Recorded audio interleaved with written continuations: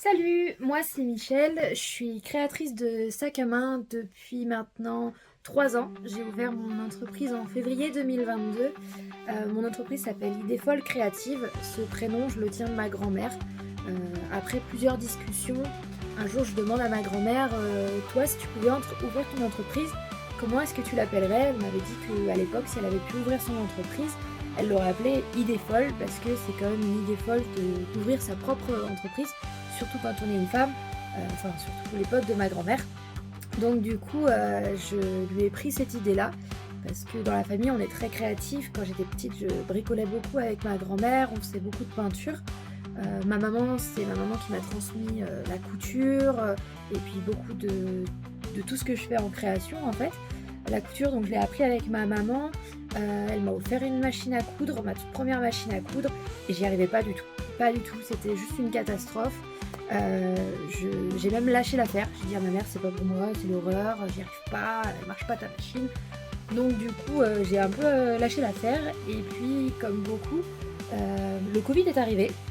Et pour occuper mes grandes journées, j'ai repris la couture.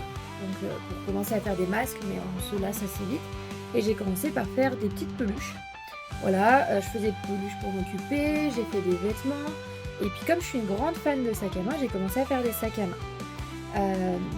Donc les sacs à main, j'en ai fait un, deux, trois, enfin j'en ai fait tellement que je savais plus qu'en faire. Donc j'ai fini par les donner. Et puis après, petit à petit, les gens me disaient « Oh, j'aimerais bien tel ou tel sac à main. Est-ce que tu pourrais me faire un sac comme ça, comme ça ?» Donc petit à petit, je commençais à en faire de plus en plus. Et on m'a dit « Ah, tu devrais ouvrir ta boutique. Parce que tes sacs ils sont trop beaux et que ce serait dommage de ne pas en faire profiter plus de gens. » Donc j'ai décidé d'ouvrir ma boutique donc en février 2022 et je fais donc des sacs à main et des accessoires haut en couleur on va dire, parce que j'adore la couleur, je trouve que ça donne de la vie à une tenue, je trouve que la couleur ça peps, c'est ce que j'adore. Donc du coup je fais des sacs à main de plein de couleurs différentes selon mes envies, selon les envies de mes clients aussi. Des tailles, des formes spécifiques suivant les besoins.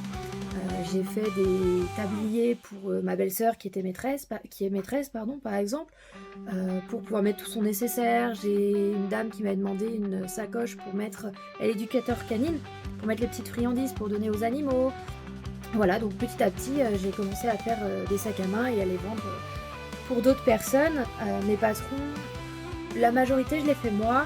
Après, j'adore les patrons d'une autre créatrice, Limalou Création.